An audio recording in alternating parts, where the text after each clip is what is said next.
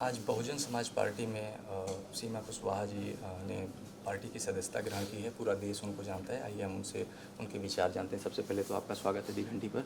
हम ये जानना चाहेंगे कि बहुजन समाज पार्टी से ही जुड़ने की मुख्य सबसे बड़ी वजह क्या रही मैम? चुनाव है तो बहुत सारे लोगों के मन में ये ख्याल आएगा कि कहीं से उम्मीदवार बनना चाहती हैं, तो इसके बारे में ज़रा बताइए। देखिए, मैं बहन मायावती जी के जो इनका संघर्ष रहा है, जो इनका काम रहा है और जो बीएसपी पार्टी की आइडियोलॉजी रही है, इन सारी चीज़ों से प्रभावित होकर के मैंने पार्टी ज्वाइन की है। जबकि मुझे पता है कि बहुत लोग मुझसे ये सवाल पहले भी कर रहे थे जब मैंने डिसाइड किया, और फ्रंट पर मीडिया में भी स्पेशली 2-3 पार्टियों को ही दिखाया जा रहा है ज़्यादा। लेकिन मैं कहूँगी कि वो सारा चीज़ मुझे कहीं ना कहीं ऐसे लग रहा है कि हुक एंड कुक कैसे भी पावर में आ जाना है, कैसे भी लोगों को टिकट मिल जाना है। लोग इस पार्टी छोड़ करके दूसरी पार्टी में जा रहे हैं, लेकिन पीसफुल तरीके से अगर कोई पार्टी काम कर रही है, जिसका कार्डर स्ट्रॉन्ग है, जिसके लोग अपनी आइडियोलॉजी से डिगते नहीं हैं, वो पार्टी बीएसपी पार्टी है। नहीं तो बीएसपी से हम तो देखने को मिला जो चुनाव में 2017 में या 2014 में बात करनी, जो दलित वोट बैंक था वो भाजपा की ओर खिसका है। तो इसमें और अभी भी हम चुनाव में देख रहे हैं कि जो आपकी पार्टी की सुप्रीमो हैं मायावती जी, वो बाहर नहीं निकली हैं। उन्होंने खैर हवाला दिया कि हम सरकारी पैसे का खर्च नहीं कर रहे हैं बीजेपी की तरह, और वो रैलियों में अधिकारियों की भीड़ जुटाते हैं। ऐसे में जो ये वोट खिसक रहा है बीएसपी की ओर से, इस पर आप कुछ अपना कहना चाहेंगी या लोगों को जोड़ने के लिए कुछ काम करेंगी? मैं एक बात कहना चाहूँगी कि जो आपने 2017 की बात की कि जो भी दलित वोट है, बसपा का वोट है, वो किसका है। देखिए, जब कुछ नेता जो है पार्टी छोड़ करके जाते हैं, तो उनके कुछ पर्टिकुलर फॉलोअर हैं, वो जाते हैं, वो वोट थोड़ा बहुत वो हमेशा ही होता है। ऐसा कोई भी इलेक्शन होता है उसमें होता है।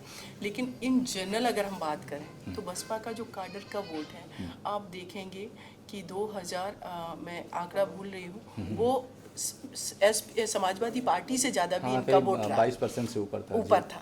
ठीक है, तो वो कैसे था? जबकि बहन मायावती जी जो है आज भी वो आकर के स्टेटमेंट दे रही हैं कि मैं फालतू का पैसा, क्योंकि उनको पता है कि वो जिस तरीके से ग्रास रूट लेवल पे काम करके आई हैं, जिस आइडियोलॉजी के साथ वो निकली हैं, उनके लोग कहीं नहीं जाने वाले हैं, वो उनके साथ जुड़े हुए हैं। और जिस तरीके से उनके अगर हम बात करें, उनके शासन की बात करें, शासनकाल की, देखेंगे उन्होंने सभी को लेकर के काम किया है। आज वही अगर स्वामी प्रसाद मौर्य जी वहाँ से आ रहे हैं, वो वहाँ पर मिनिस्टर रहे, दूसरे नंबर के वो मिनिस्टर थे वहाँ पर। अगर बहन जी की बात की अगर हम बात करें, तो सबको उन्होंने एक तरीके से कहेंगे कि जो रिप्रेजेंटेशन है, कोई किसी पर्टिकुलर कास्ट से आ रहा है, ओबीसी या सवर्ड या दलित, हर किसी को उन्होंने अपनी पार्टी में रिप्रेजेंटेशन दिया।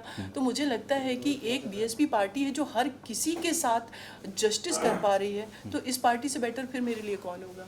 तो दैट्स व्हाई कि है। जो आप सोशल एक्टिविस्ट हैं, और नो डाउट आपने निर्भया केस में आप बहुत अच्छे से लड़ाई लड़ी और उन लोगों को जो अपराधी थे सज़ा भी दिलाई। खैर 7 सालों का संघर्ष रहा उसमें।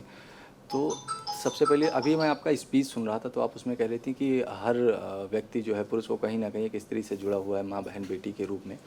और ये बलात्कार के आंकड़े जो हैं डे बाय डे बढ़ ही रहे हैं, या जो हैं वो भी बहुत ज़्यादा हैं। बढ़ने की ज़रूरत छोड़िए, इसमें राजस्थान पहले नंबर पर, उत्तर प्रदेश, इतनी बड़ी आबादी है।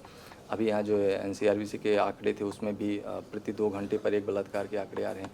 आप क्या मानती हैं कि जो हमारे पास कानून बने हुए हैं देश में, क्या इतने पर्याप्त हैं, या किस तरह से आप चाहेंगी कि सरकारें किस तरह से और काम करें कि एकदम से शून्य हो जाए, या ऐसी घटनाएं हमें सुनने को ना मिले? इस पर किस तरह से काम सरकारों को करने की ज़रूरत है? आप क्या इस पर विचार रखती हैं? देखिए, फिर आपका जो क्वेश्चन है उसका वही आंसर है कि अगर हम उत्तर प्रदेश राज्य की बात करें, तो बहन मायावती जी के शासनकाल में जो कानून है उनका इम्प्लीमेंटेशन सही से था, लॉ एंड ऑर्डर सही था। अगर आपको क्राइम रोकना है तो आपको लॉ एंड ऑर्डर ठीक करना पड़ेगा। लेकिन आज की अगर हम बात करें कि लॉ एंड ऑर्डर तो ठीक नहीं है, लेकिन साथ में जब क्राइम हो जाता तो किस तरीके से जो एफआईआर है उसको मैनिपुलेट करके लिखा जाता है, किस तरीके से विक्टिम को ही डराया जाता है, क्योंकि जो रिकॉर्ड बनेगा वो कहीं ऐसा ना चला जाए कि इस गवर्नमेंट के ऊपर ये प्रश्न खड़ा हो जाए कि आपके शासनकाल में इतना बेटियों के अगेंस्ट क्राइम हुए, तो इसलिए ये एफआईआर ही नहीं दर्ज कर रहे हैं। तो ये माहौल है आज के समय में। और जब बसपा पार्टी की सरकार है तो लॉ एंड ऑर्डर इतना स्ट्रांग है कि कोई क्राइम ही नहीं इतना हो रहा है। वहाँ पर कभी हर शासनकाल में थोड़ा बहुत इस तरीके से चीज़ें होती हैं, लेकिन इन जनरल बात करें तो फिर वही बात आ जाती है, लॉ एंड ऑर्डर।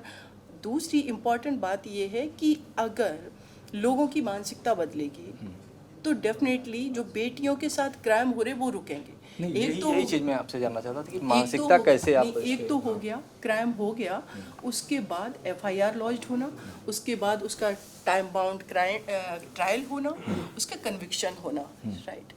दूसरा इम्पॉर्टेंट उससे भी ज़्यादा है कि लोगों की मानसिकता चेंज हो। उसके लिए मुझे लगता है कि अगर मैं बात करूं कि पार्टियों ने जो भी है प्राइमरी लेवल पे कभी भी महिलाओं को अपने एजेंडे में रखा ही नहीं है, क्योंकि अगर लोगों की मानसिकता बदलनी है तो आप एजुकेशन पॉलिसी लाइए, उसको ठीक कीजिए। एजुकेशन पॉलिसी में सेक्स एजुकेशन बहुत ज़रूरी है। जो छोटे बच्चे हैं उनको आप उनके इक्वल तरीके से कि फीमेल एक ऑब्जेक्ट नहीं है, वो उनको प्रॉपर ट्रेनिंग दीजिए। उनको आप पीटी जो होती है, पेरेंट्स मीटिंग होती है, उनको पेरेंट्स को उनके साथ कनेक्ट करिए।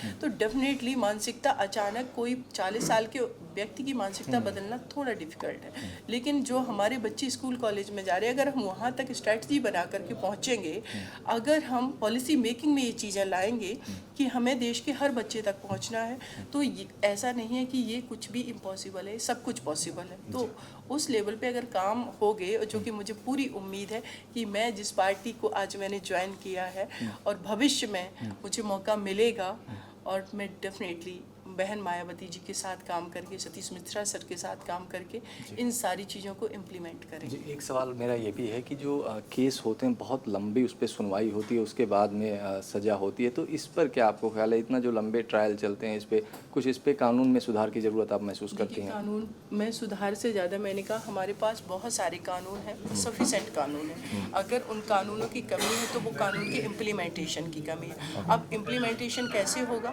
कि एक थाने में अगर देखा जाए तो केस बहुत सारे रजिस्टर्ड हो रहे हैं, पुलिस संख्या पूरी नहीं है, टेक्नोलॉजी उनके पास नहीं है, पुलिस सेंसिटिव नहीं है, उनको टाइम टू टाइम ट्रेंड नहीं किया जा रहा है। तो ये सारी लैकिंग अगर होगी प्राइमरी लेवल पे, तो फिर कोर्ट में वो केस चार्जशीट देर से फाइल होगी। जब वहाँ देर से फाइल होगी, जजेस की संख्या प्रॉपर नहीं है, वहाँ पर जब जजेस की संख्या प्रॉपर नहीं है, केस बहुत लंबे टाइम तक खींचते जा रहे हैं, तो फिर इन सारी चीज़ों की वजह से जो हमारी मशीनरी है, जो मैकेनिज्म है पूरा, वो प्रॉपर वर्क नहीं कर पा रहा है, लॉ का इम्प्लीमेंटेशन नहीं हो पा रहा है, इसलिए केस लंबे खिंचते चले जा रहे हैं। तो इस पर अगर काम होगा तो डेफिनेटली चेंज। थैंक आज आपने अपने राजनीतिक पारी की शुरुआत की, उसके लिए आपको बहुत बहुत शुभकामनाएं। तो ये हमारे साथ थी सीमा कुशवाहा जी, जिन्होंने आज बहुजन समाज पार्टी की सदस्यता ग्रहण की है। दिघंटी से आर्यन मिश्रा। मैडम